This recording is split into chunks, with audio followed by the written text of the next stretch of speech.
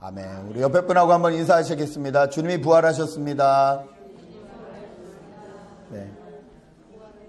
한 번 더 인사할 거요. 정녕 그렇습니다.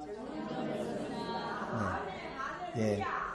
예, 이것이 초대교회인들이 예배에 모일 때마다 했던 인사라고 하죠. 주님이 부활하셨습니다. 그럼 상대편이 정녕 그러하십니다. 이렇게 고백을 했다고 합니다. 한번 다시 해볼까요? 우리 옆에 분하고 어떤 분이 주님이 부활하셨습니다 하면 옆에 분이 정녕 그러하십니다. 이렇게 한번 서로 인사해 보시죠. 주님이 부활하셨습니다. 정녕 그렇습니다. 예. 한 주 동안 평안하셨는지요? 예. 저희가 성경은 드라마다라고 이 하나님이 성경을 어떻게 연출하고 계시는지, 이 성경을 통해서 우리의 인생에게 뭐라고 말씀하기를 원하시는지를 저희가 쭉 살펴보고 있습니다. 6가지 큰 프레임이 있었죠. 이제는 다 외우셨을 줄 알고 한번 처음부터 6가지 프레임 갈까요? 안 보고 가겠습니다. 처음에 뭐가 있었죠?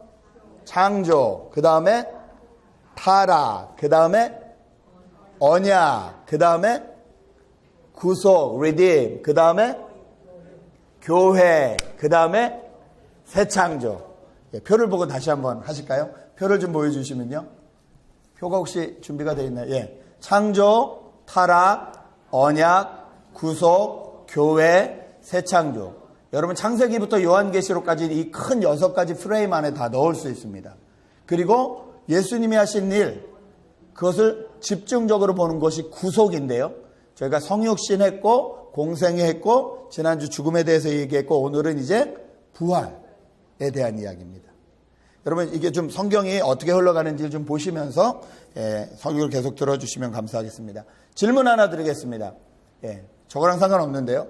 여러분 기독교가 엄청난 핍박을 받았음에도 불구하고 계속 살아남았습니다. 그렇죠? 근데 다른 종교에 비해서 기독교는 공격될 만한 것들이 많이 있었어요. 불교는 그렇게 별로 불교를 믿는데 공격을 당했거나 이런 게 없거든. 불교 말살 정책 이런 거 별로 없는데 기독교는 이렇게 완전히 없애려고 하는 그런 노력들이 엄청 많았는데 그럼에도 불구하고 계속 기독교가 살아남은 그 가장 근본적인 힘이 뭐라고 생각하시나요? 기독교는 이것 때문에 여태 살아남았을 것이다. 여러분 혹시 그렇게 생각하는 것이 있으신지요? 잠깐 한번 나눠보시죠. 옆에 분들하고 한번 잠깐 얘기해 보시겠습니다. 기독교는 아마 이것 때문에 남아있지 않을까.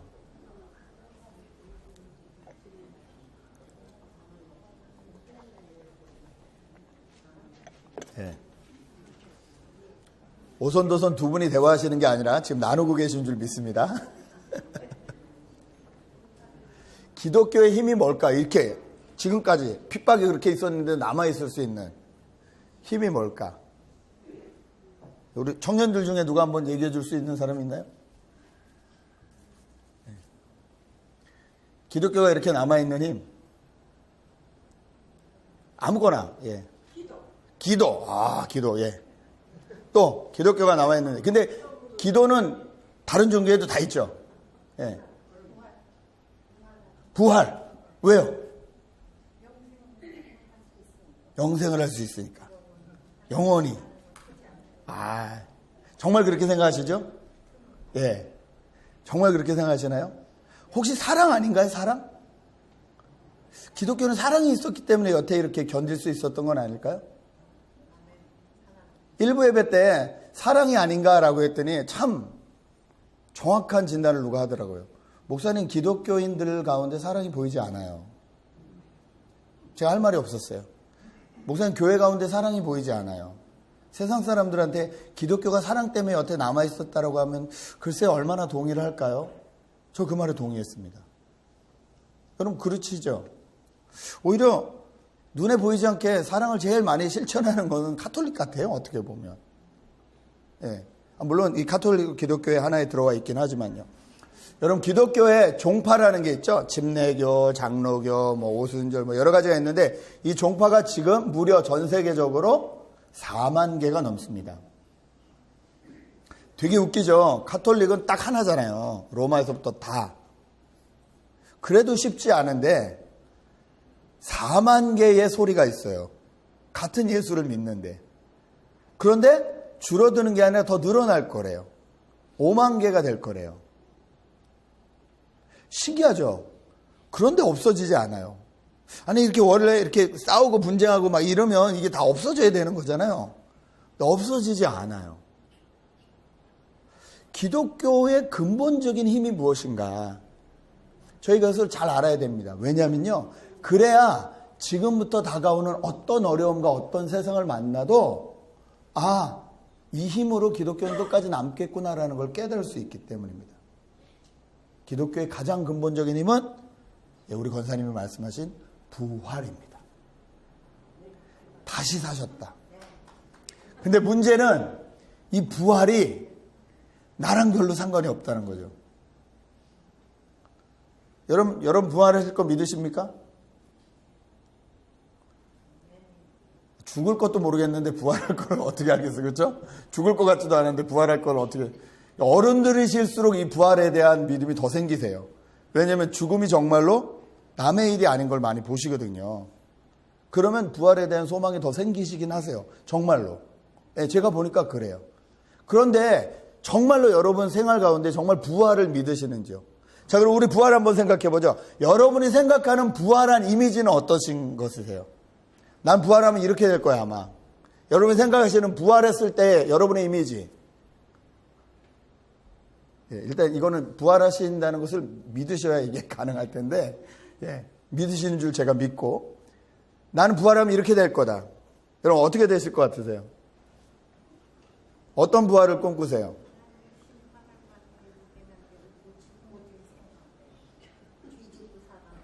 지금 어떻게 생각하나? 그래도 뭔가 생각은 할 수 있잖아요. 부활하면 나는 이럴 것 같다. 아니면 나는 이랬으면 좋겠다. 예. 아유, 꿈은 꿀 수 있죠, 저희가. 생각은 할 수 있죠. 부활한 다음에, 그럼 지금 부활한 다음에 지금 모습 그대로이기 원하세요? 지금의 키, 지금의 모습 그대로이기 원하세요? 죄송합니다만 저는 원하지 않습니다.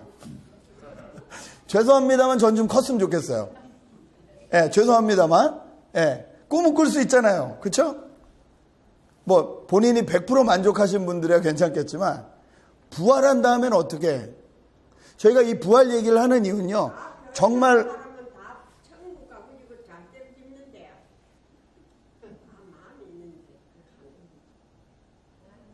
그러니까 자, 부활이 정말로 기독교의 힘이라면 저희의 힘인 거잖아요. 그렇죠? 어떤 어려움과 인생에 어떤 문제가 생겨도 그 부활이 정말 기독교의 힘이라면 저희의 힘이 돼야 되잖아요. 오늘 부활을 생각해 보기 원하는데 이 부활이 왜 힘인가? 여러분 가만히 기독교 역사를 보면 그리고 지금에도 마찬가지로 기독교를 공격하는 단체나 책이나 영화나 이런 거에서 보면 가장 많이 공격하는 부분이 예수님이 뭐 불쌍한 사람을 도왔다라든지 가늠한 여인을 용서했다든지 기적을 베풀었든지 이런 부분에 대해서는 전혀 언급하지 않습니다. 기독교를 공격하는 사람들이 가장 많이 공격하는 것은 예수님의 죽음과 부활에 대한 이야기예요. 예수님 죽지 않았다. 실은 기절한 거다. 제자들이 시체를 빼돌렸다. 예수님 나중에 마리아하고 결혼해서 몰래 애까지 낳았다. 이런 책들이 있죠. 얼마나 유행을 했는지 몰라요. 그 타이타닉 만든 감독이 다큐멘터리를 찍었었어요. 예수님의 행적 해서 찍었어요. 그래서 고고학자들하고 예수님이 살았을 것이라고 예상되는 동네에 가서 이제 고고학 발견을 하는 거예요. 근데 거기서 마침 항아리가 나왔어요. 항아리의 이름이 뭐라고 써있냐면 마리아의 그 항아리. 열어보니까 뼈가 있어요. 그 또 옆에를 찾아보니까 그 주변에서 그의 아들의 뼈라는 게 나왔어요. 난리가 났어요. 거 봐라. 마리아와 그 아들 예수의 뼈가 있다. 예수가 무슨 부활을 했냐. 난리가 났어요. 그래서 다큐멘터리 찍어가지고 또 그거 찍었을 당시에 많은 사람들이 거 봐라. 역시 예수는 성경 뻥이다. 기독교인들 다 자기 체면들 하고 있는 거다. 막 난리를 쳤는데 정작 시큰둥했던 사람은 누구냐면요. 그 뼈를 발굴해낸 고고학자들이었어요. 왜 그랬냐면요. 그 사람들은 너무 잘 알고 있었거든요. 예수님 당시에 마리아라는 이름은 우리에게 거의 영의 수준의 이름인 거예요. 예수님 당시에 예수라는 이름은 철이 수준의 이름인 거예요. 여기서 말하면 존, 잔, 조세 이런 이름인 거예요. 흔한 이름인 거예요. 마리아라는 엄마의 예수라는 이름 가진 그 부모와 자식이 너무 많은 거예요. 그 사람들은 거봐라, 예수님이 부활한 게 아니다 막 이렇게 난리를 치는데 고고학자들은 시큰둥한 거예요. 여러분, 수없는 기독교를 반대하고 박해하고 기독교가 가짜다, 성경이 가짜다라고 말하는 사람들이 공격하는 것은 이 죽음과 부활의 문제입니다. 자, 그렇다면 우리는 그들에게 반론해줘야 되는데, 예수님 정말 부활하셨다 얘기해줘야 되는데, 우리가 솔직히 얘기할 수 있는 가장 근거는 성경이잖아요. 그리고 성경의 부활에 대한 기록이 제일 많습니다. 정말로 공부하는 사람들, 정말로 학자들 이런 사람들은요, 어떤 역사나 어떤 자료의 한 페이지에 이 문장만 나와도 그것을 무시하지 않습니다. 그것을 다 증거로 채택을 해요. 무슨 이론을 필 때도요. 플라톤에 대해서 철학하는 사람들이 공부를 하는데 플라톤이 쓴 글 중에서 90%는 불타 없어버렸습니다. 그러니까 지금 플라톤에 대해서 연구하는 사람들은요, 플라톤이 평생 쓴 글 중에서 10%만 가지고 플라톤에 대해서 얘기하는 거예요. 저는 그래서 의문이 들어요. 플라톤이 여기서 이렇게 말했다 그러고 저렇게 말했다 그러는데 나머지 90%에서 그게 아니고 라면서 뒤집어 쓰면 어떻게 됐을까? 근데 그 사람들은 거기에 대해서 말하지 않아요. 학자들은 눈에 보이는 증거들만 가지고 플라톤은 이런 사람이었고 이렇게 했을 것이다 라고 얘기해요. 그러면 똑같이 예수님에 대해서도 그렇게 얘기해야 돼요. 역사학자들이 말했던 것, 아니면 성경도 기록이니까요. 분명한 기록이니까 기록에 나와 있는 것들을 근거로 해서 부활했으면 했다, 안 했으면 안 했다라고 얘기해야 되는 거예요. 제가 이 얘기를 하는 이유는 예수님이 부활하셨다고 성경은 가르치고 있는데 그 말이 정말로 사실이냐는 거죠. 그리고 그 근거는 어디 있냐는 거죠. 우리는 예수님의 부활을 어떻게 증명할 수 있냐는 거죠. 그걸 증명해야 그 부활이 우리에게 힘이 되지 않겠습니까?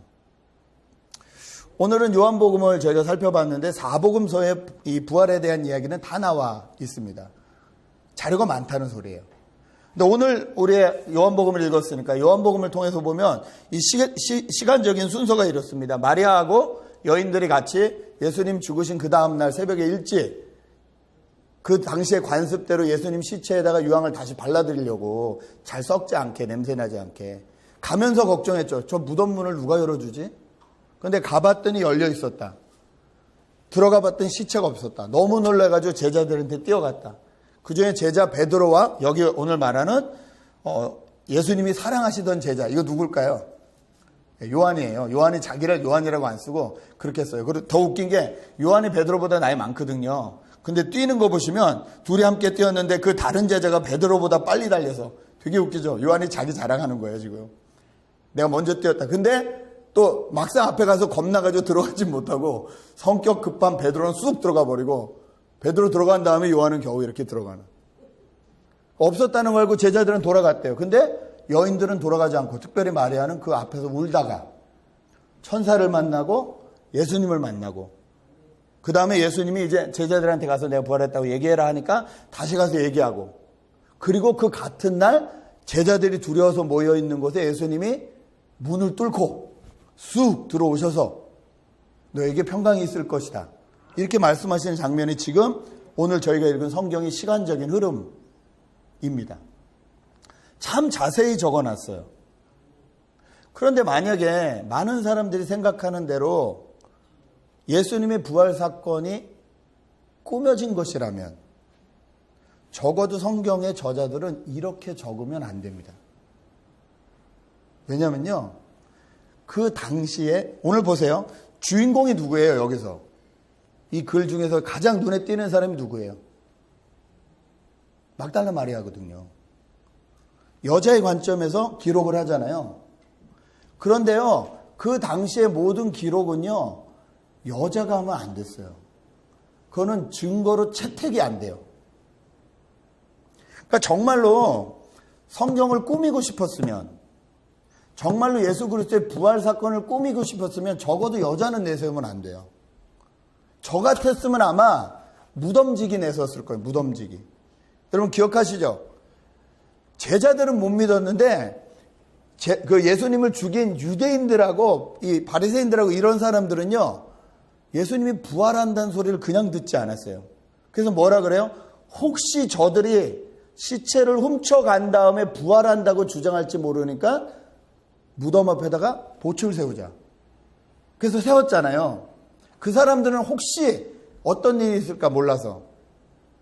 그런데 오늘 이 요한은 그런 이야기들을 다 실는 거예요. 하나도 빼지 않고.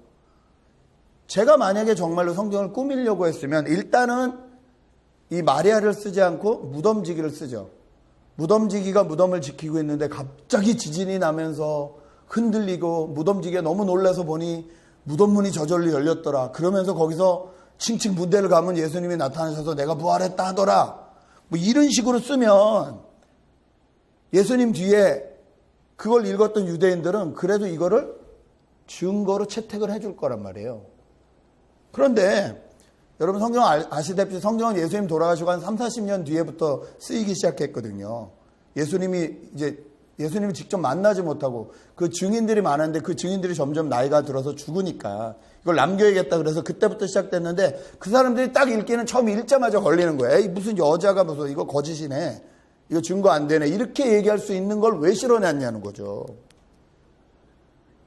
왜 실어놨을까요? 성경의 기록이 사실이기 때문에 실어놓은 것입니다. 여러분, 요한과 다른 제자들은요, 복음서를 쓴 제자들은요, 이게 지금 뭐 이 당시에 법적인 증거로 채택이 되냐 안 되냐, 사람들이 오히려 헷갈리지 않겠냐, 이런 거 생각하지 않았어요. 예수님이 제자들은 그냥 진짜 일어난 일들을 그대로 실었을 뿐이에요. 그럼 성경이 진짜라는 이유가 여기 있습니다. 저 같으면 편집했어요. 그리고 또 하나 놀라운 건 아주 자세히 실어요. 오늘 보면 참 재밌는 말씀이 있는데요. 무덤에 들어갔는데 머리를 쌌던 이 수건과 몸을 감았던 그 붕대라고 합시다. 세마포 이렇게 칭칭 감았잖아요. 그 붕대를 감아서 거기다 위에다 유황을 발라서 시체 썩는 냄새를 없애거든요. 근데 여러분 알다시피 붕대에 물 적셔놓으면 불잖아요. 유황이나 이런 거에 불어서 몸이 거의 2배가 된대요. 이렇게. 붕대에 당연히 물을 먹으니까, 유황을 먹으니까. 그런데 그게 풀러져 있었는데 그냥 풀러져 있은 게 아니라 잘 개켜져 있었다. 따로 떨어져서. 많은 사람들이 얘기하죠. 예수님 죽은 게 아니다. 기절한 거다. 아니, 이 성경의 근거들을 쭉 보면 예수님이 십자가에서 얼마나 오래 달려 계셨습니까? 그 긴 시간 피를 흘리면서 고난을 당하셨고 마지막에는 옆구리에 창을 찔러서 물과 피가 따로 떨어지는 것을 봤어요. 그 군인들이 뭐 사형을 한두 번 해봐요? 어떤 사람이 과연 몇 시간을 달려서 고통을 받고 물과 피를 다 쏟고 그 다음에 무덤에 들어가서 그 다음날 자기 힘으로 일어나가지고 그 2-3명이 밀어야 되는 그 돌문을 밀고 혼자 나와서 그것도 나오기 전에 다 붕대 풀러가지고 잘 개어서 내서 나올 수 있는지. 그 기절했다는 건 말이 안 돼요. 제자들이 훔쳤다. 아니, 제자들이 시체 훔치러 가면서 2배, 3배 꽁꽁 불어가지고 잘 떼어내기도 힘든 그걸 하나하나 다 떼어가지고 왜 그래야 되는데요? 훔치려면 그냥 훔치지. 그걸 다 떼어가지고 그걸 이렇게 개가지고 이렇게 놓고 훔쳐야 되는 이유가 어디 있냐고요. 근데 성경은 이런 디테일한 걸 그냥 다 실어요. 왜요? 이게 사실이기 때문에. 주님이 주님의 능력으로 부활하셔서 일어나셔서 계신 것도 예수님이고 무덤을 여신 것도 예수님이고 무덤에서 부활하신 것도 예수님이심을 그대로 증거하기 위해서 성경은 하나도 가리지 않고 문제가 되고 오해가 될 만한 것들도 하나도 가리지 않고 그냥 다 실어놓습니다. 여러분, 이것이 예수님이 정말로 부활하셨다는 증거입니다. 확실한, 자신 있는 증거입니다. 두 번째 증거는 뭐냐면요. 예수님이 부활하신 몸을 가지고 계셨다는 겁니다. 오늘 성경을 보면 예수님이 마리아인지 모르고, 아니, 마리아가 예수님인지 모르고, 혹시 시체를 누가 가져갔는지를 아시면 저에게 돌려달라고 부탁을 하죠. 이 문직인 줄 알고. 그렇게 부탁을 했다고 합니다. 그때 예수님이 다시 부르시죠. 마리아야. 그때 마리아가 깨달은 거죠. 예수님의 음성을 알거든요. 여러분도 아시죠? 여러분 아무리 멀리서 불러도 부모님이 부르시면 아시죠? 정말 아세요? 솔직히 말씀드리면요, 자식들은 잘 몰라요. 근데 부모는 기가 막히게 알아요. 100명이 합창을 해도요, 내 자식 목소리가 들려요. 경험하셨죠? 100명이 합창을 해도요, 내 자식 목소리가 들려요. 하나님 말씀이 맞는 것 같아요. 내 향한 내 목소리를 알고 그 말씀이 맞는 것 같아요. 예수님이 부르셨어요, 마리아야. 그때 마리아가 깨달았어요, 주님이신 줄. 너무 반가워서 덥석 잡죠?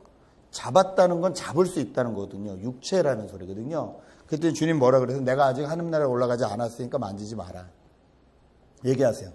뒤에도 보니까 제자들이 있는 곳에 나타나셨는데 문을 뚫고 나타나셨어요. 육체는 육체인데 우리가 생각하는 육체가 아닌 거예요. 문을 뚫고 나타나셨어요.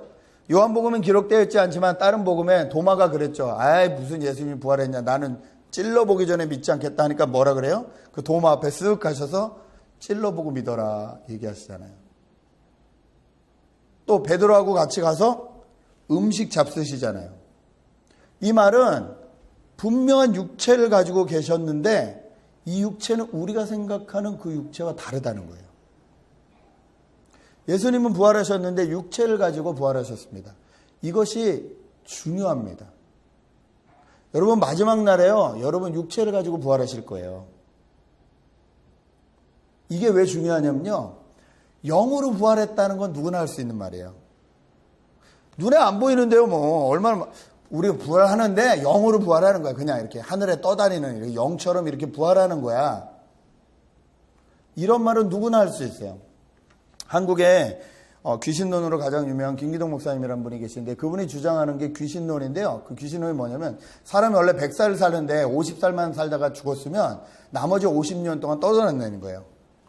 떠다니면서 사람들한테 들어가서 감기도 일으키고 질병도 일으키고 그래서 거기는 병 걸리면 다 사탄 짓이에요. 그래서 뭐 해야 되냐? 그 사탄을 쫓아내야 돼. 축사. 귀신 쫓아내는 기도를 해야 돼요. 그게 성락교회 대표예요. 근데 거기 영향을 받으신 분들이 엄청 많아요. 그래서 나중에 목사님 되신 분들이 엄청 많아요. 그분들이 성락교회가 하도 이단이라고 두들겨 맞으니까 자기는 그거 출신이라고 말 안 하고 하시지만 가만히 안에 들어가서 보면 하시는 게 거의 비슷해요. 귀신 쫓아야 된다고. 정말 귀신이 있습니다. 정말 악한 영이 있죠. 성경에 보면 예수님 때도 악한 영들이 막 들어와 있잖아요. 사람한테도 들어와 있고. 그 예수님 막 돼지떼한테 그런 악한 영들이 있어요. 그러나 감기는 아니거든요. 감기도 귀신이 하는 건 아니거든요. 근데 거기서 가르치는 건 뭐냐면요. 영들이 떠돌아다닌다는 거예요. 여러분 모르긴 몰라도 아까 제가 말씀을 안 드렸지만 여러분 부활하시면 어떤 이미지일 것 같으세요? 그러면 많은 분들이 이제 사랑과 영원 생각하세요. Oh my love. 걔가 막 이렇게 뚫고 들어오잖아요. 막 이렇게 축축 뚫고 들어오잖아요. 벽 뚫고 들어와서. 근데 그 사랑하는 여인한테 보이진 않고 나중에 어떻게 돼요? 그 여인이 또 도자기 하면 이렇게 느껴지잖아요. 이렇게 해가지고 막 Oh my love 노래 나오고. 사랑과 영원 보신 분들은 다 부활을 그렇게 생각한단 말이에요. 우리가 부활하면 그렇게 될 거다. 근데 성경은 뭐라 그러냐면 아니라는 거예요. 여러분이 육체를 입고 부활할 거란 거예요. 이게 그냥 하는 말이 아니라는 거예요. 영으로 부활한다. 이건 누구나 귀신하고 똑같이 얘기할 수 있다는 거예요. 근데 성경은 그렇게 얘기 안 한다는 거예요. 예수님이 먼저 육체를 가지고 부활하셨다는 거예요. 그리고 이게 왜 중요하냐면요. 예수님이 그렇게 육체를 가지고 부활하셨으면 우리도 그렇게 된다는 거예요. 자, 고린도 전서 15장 말씀을 같이 읽겠습니다. 고린도 전서 15장 17절에서 22절 같이 읽겠습니다. 시작. 그리스도께서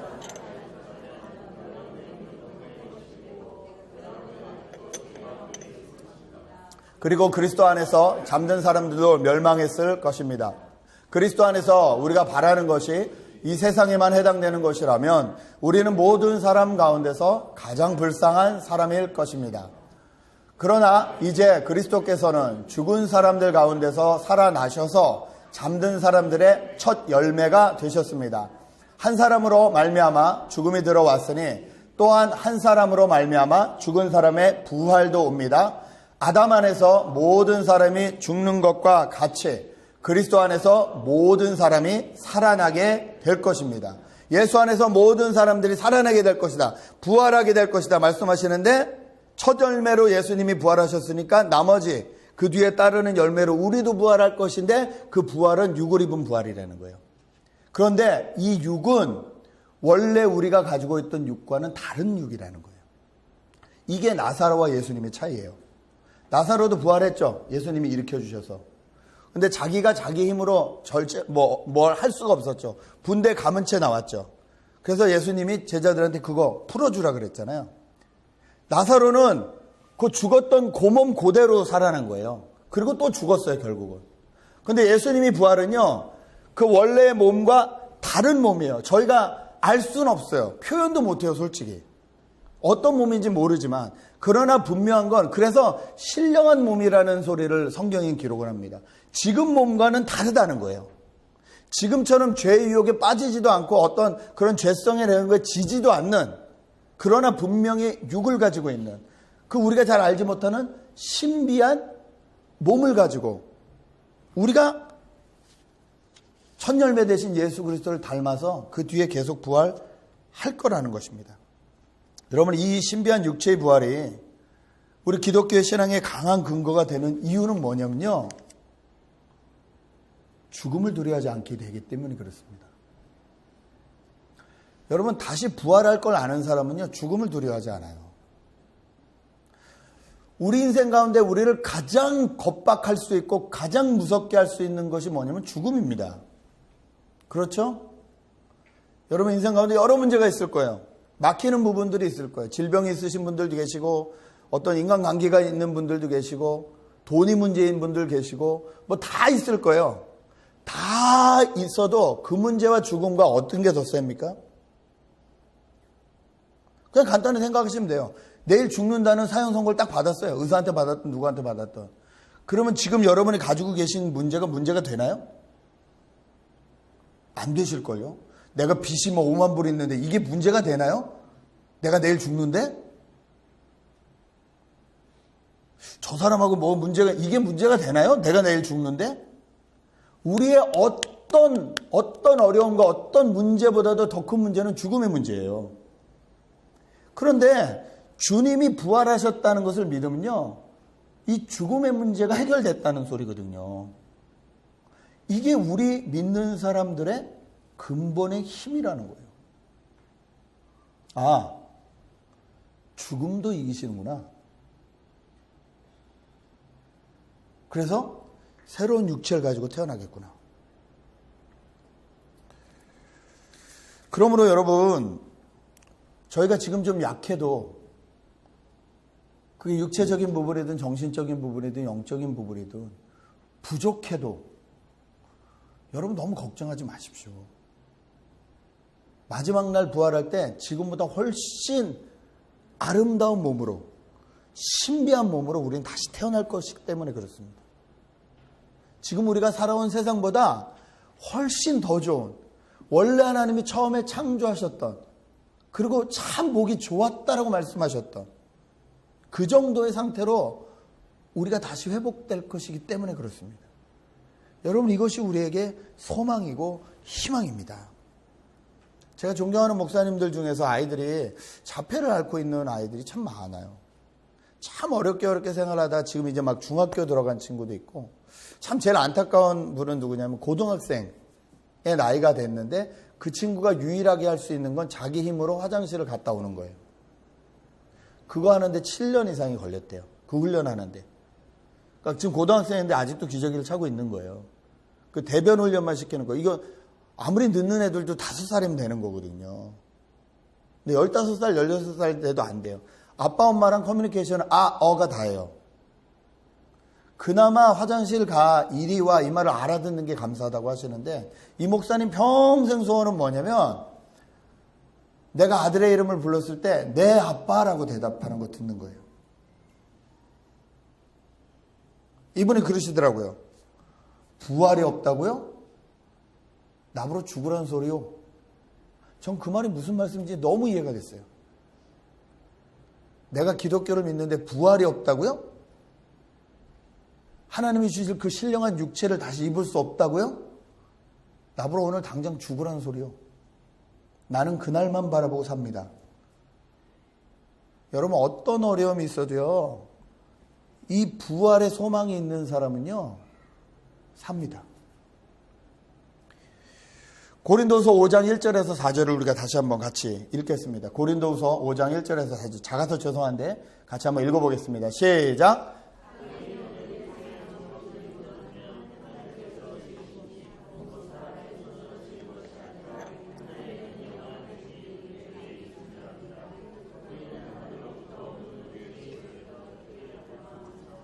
이 장막집에 탄식하고 있습니다. 우리가 이 장막을 벗을지라도 벗은 몸이 되지 않을 것입니다. 우리는 이 장막에서 살면서 무거운 짐에 눌려서 탄식하고 있습니다. 우리는 이 장막을 벗어버리기를 바라는 것이 아니라 그 위에 덧입기를 바랍니다. 그리하여 죽을 것이 생명에게 삼켜지게 하려는 것입니다. 아멘. 우리 육신을 장막이라고 표현했어요. 우리가 이 육신 가운데 살면서 고생하고 있다는 거예요. 죄성도 있고 어려움도 있고 연약함도 있고 해서 고생하고 있다는 거예요. 우리가 이 장막을 확 벗어버리고 영혼으로 천국 가는 게 아니라 하늘에서 입혀질 새 장막을 기대한다는 거예요. 하나님이 주신 새로운 부활의 육체, 신령한 육체라고 말하는 그것을 우리가 입을 것을 바란다는 거예요. 왜요? 그리하여 죽을 것이 생명에게 삼켜지게 하려는 것입니다. 죽음이 생명으로 변하는 것은 위에서 덮어 씌워주는, 하나님이 씌워주시는 그 신령한 육체로 입는 것이기 때문에 이것이 초대교인들의 부활의 신앙이었어요. 그래서 사자굴에 던져도 갈 수 있었어요. 불에 태워서 들어갈 수 있었어요. 주님을 부인하지 않을 수 있었어요. 로마의 역사가가 기록을 했죠. 로마의 심한 전염병이 돌아서 많은 사람들이 전염병 걸린 자기 자식과 아내를 버렸습니다. 그 당시에 자식과 아내는 자기 물건이었기 때문에, 로마 사람들에게 물건의 의미였기 때문에 버렸어요. 버림받은 사람들이 모여 살았겠죠. 전염병이니까 아무도 가지 않았는데 그들을 돌본 사람들이 있었어요. 그게 누구냐면 그리스도인들이었어요. 그래서 역사가가 뭐라고 썼냐면, 로마인들이여 부끄러운 줄 알아라. 너희가 인간 취급도 안 해주는 저 그리스도인이라는 사람들은 너희가 버린 처자를 그 사람들의 목숨을 걸고 돌보더라. 로마인들이요, 부끄러운 줄 알아라. 이렇게 역사가가 남겨놓은 글이 있어요. 여러분, 전염병 걸린 사람에게 가면 자기도 전염병 걸릴 텐데 그리스도인은 왜 갈 수 있었을까요? 그리스도인은 부활을 믿었기 때문이에요. 나는 지금 죽어도 주님을 만나고 주님과 부활할 것인데 저 버림받은 사람들은 저렇게 죽으면 영원히 끝이라는 거예요. 나는 죽을 수 있다는 거예요. 죽어도 부활이 있으니까. 그 사람들은 그걸 모른다는 거예요. 가서 전해주는 거예요. 돌봐주는 거예요. 주님이 부활하셨습니다. 아니, 당신이 전염병 걸릴지 괜찮아요. 주님이 부활하셨습니다. 저는 여기서 죽는다로 죽으면 끝나지 않아요. 그런 인생이에요. 주님이 부활하셨습니다. 당신도 그 예수를 믿으시면 혹시 이 질병 때문에 죽을 수 있으나 부활하실 수 있습니다. 여러분, 죽음을 앞둔 사람에게 그것보다 소망이 되는 게 있었을까요? 옆에 분들하고 다시 한번 인사하실까요? 주님이 부활하셨습니다. 여러분, 저희가 고백하는 이 말 가운데는요, 이런 의지가 담겨 있어야 돼요. 저는 죽을 수 있습니다.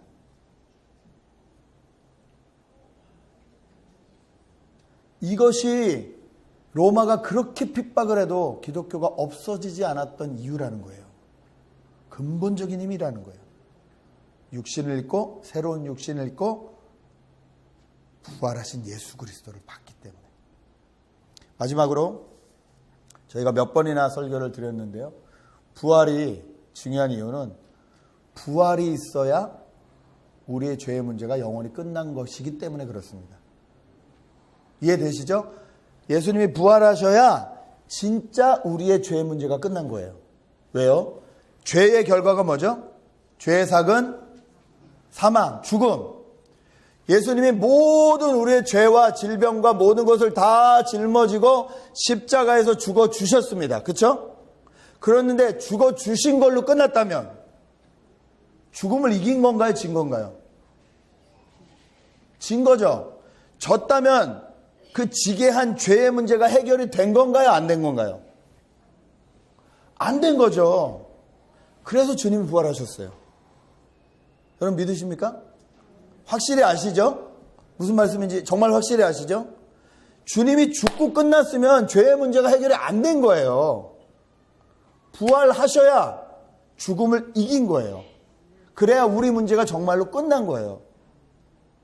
부활하시면서 페이오프 이렇게 말씀하실 수 있는 거예요. 그러니까 기독교를 공격하는 사람들은 계속 여기를 공격하는 거예요. 부활한 적이 없다. 기절한 거였다. 제자들이 훔쳐갔다.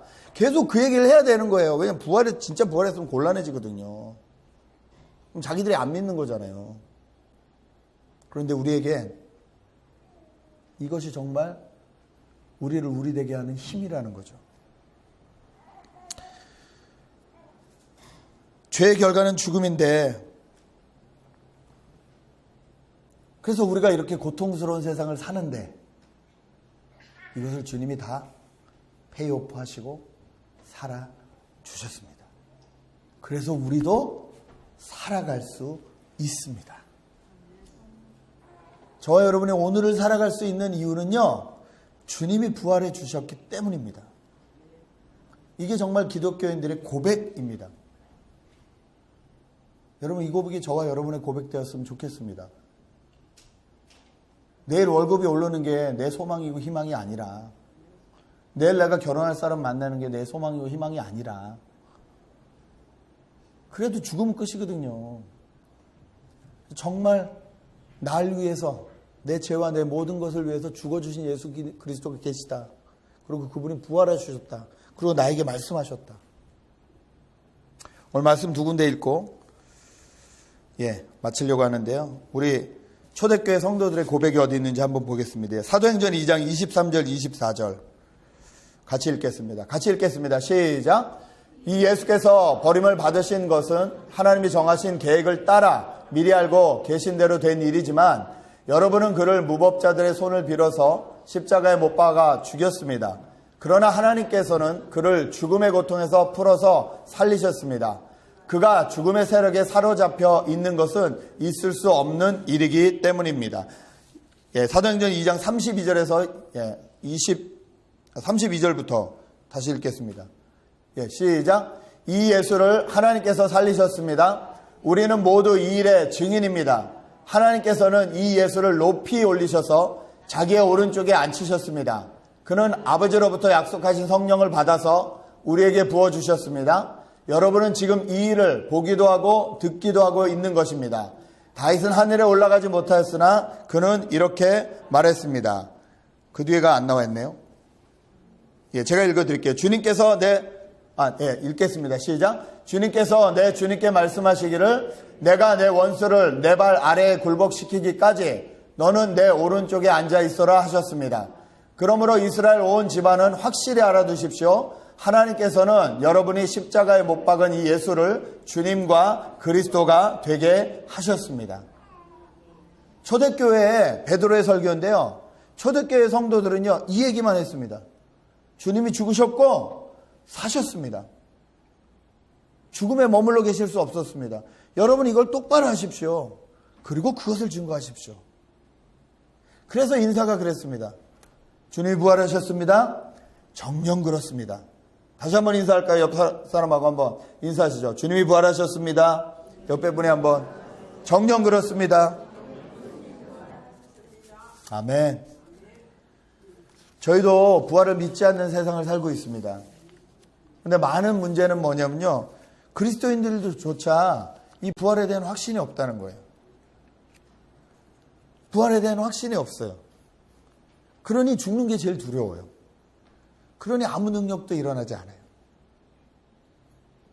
여러분 정말 이 부활에 대해서 깊이 묵상하십시오. 묵상하시면 묵상하실수록 저와 여러분에게 힘이 될 줄 믿습니다. 아무쪼록 그 힘으로 승리하는 한 주 사시길 주님의 이름으로 부탁드립니다. 같이 기도하겠습니다. 이 시간에 한번 말씀을 기억하시며 기도하실 때에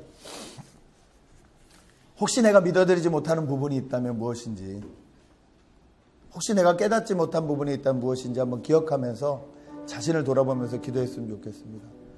나는 정말로 예수 그리스도의 부활을 믿는지, 그 부활이 나에게 힘이 되는지 한번 통성으로 기도했으면 좋겠습니다. 기도하겠습니다.